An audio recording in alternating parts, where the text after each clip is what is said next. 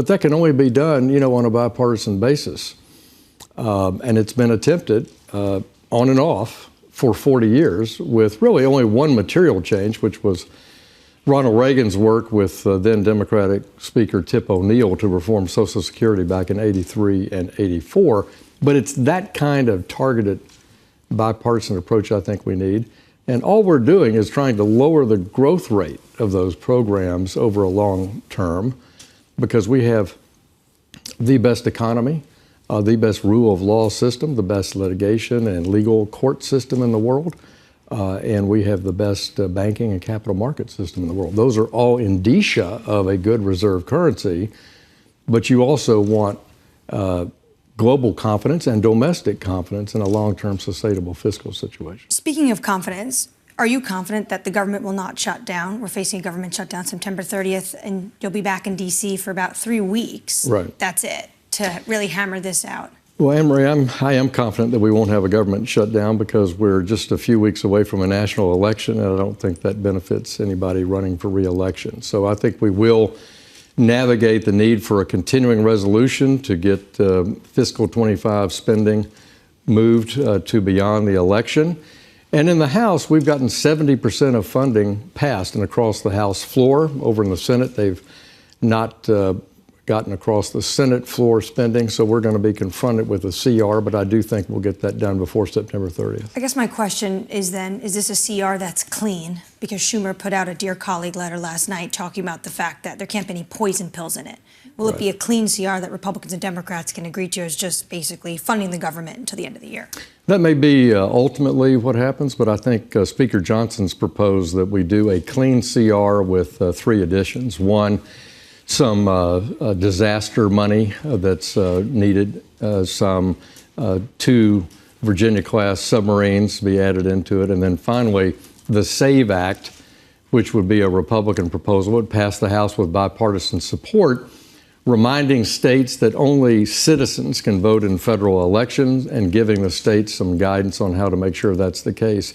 With nearly 10 million people in the country, a huge majority of which are not citizens.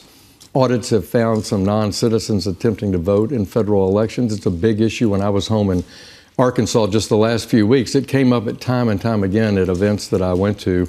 So people are concerned about that. Speaker Johnson proposes that we put that bill, the SAVE Act, attached to the CR. Yeah, it doesn't look like the Senate's willing to take that up. Given the fact that after this it's going to be all about politics, what are you and your colleagues discussing when you look down ballot? The fact that Democrats are just absolutely trouncing Republicans when it comes to fundraising, especially in the House. Well, our candidates, both our challengers and our incumbents, had excellent hard money fundraising up until the summer. So they were leading their Democratic opponents across the board through the summer fundraising. So I think that first 18 months of the cycle, I think our incumbents and our challengers did very, very well. Democrats have had some momentum in the last few weeks to catch up, but now the rubber's hitting the road. And I think we've got adequate funding in the House to hold the House, pick up seats, and I feel optimistic about the Senate as well. You were talking about the deficit and how that's your biggest concern, more than, say, countries that are looking for alternatives to the dollar. Do you think that this country can afford a 15% corporate tax rate, given the fact that already we're kind of struggling to bridge that gap? Well, look, when we come into session in the 119th Congress next year, we've got some real challenges. We've got 2 big, I think, fiscal red blinking lights on the dashboard of the Congress.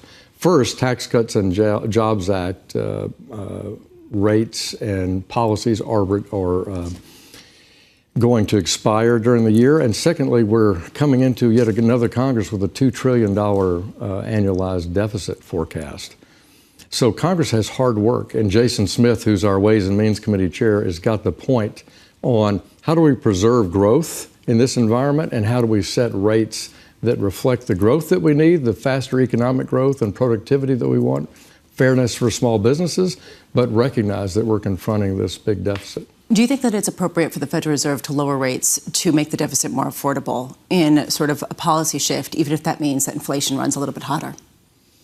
I don't think that's the Fed's job. I think the Fed's job is price stability. I don't think the Fed's job is to do that. It has in the past, since 1913. We've had the Fed and the Treasury work in cahoots to lower borrowing costs during World War II, for example. But I think in a modern context, the Fed's principal mission is price stability. We know you've got places to be, and one of those places this morning is over at Barclays at the Global Financial Services Conference. Walk us through what should be top of the regulatory agenda in the next term, for the next 4 years maybe, headed up by, say, Donald Trump in the White House, and maybe you at the head of the Financial Services Committee. Yeah.